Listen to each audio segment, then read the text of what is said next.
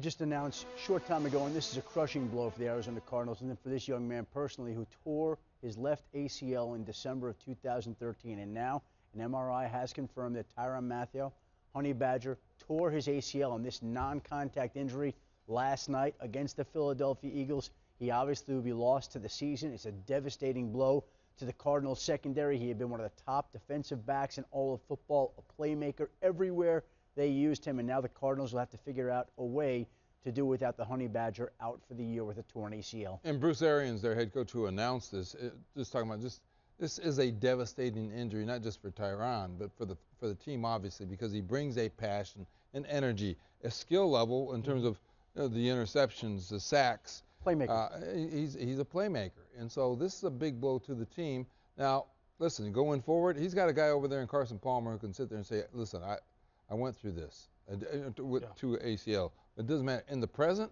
if we're looking at this team as a Super Bowl contender, they just lost a key piece to that team. Without a doubt, Mort, because now they're not only losing the player, they're losing a guy who plays two positions. He plays the nickel and sub. He plays the free safety in their base defense. So now they have two positions really have to replace here.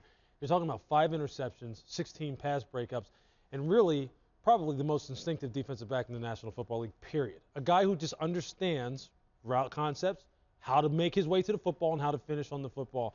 And now you saw what happened to him last night in the secondary when they didn't have another key cog in there, Rashad Johnson, their primary communicator back there. So now you lose Tyrann, you have the emotional loss of that. Rashad Johnson's kind of gimpy. They need to get him back on the field because Tony Jefferson and DJ Swearinger, the two backups, they're not like Tyrann. These guys are big hitters. They're not cover guys. So they're going to have to really –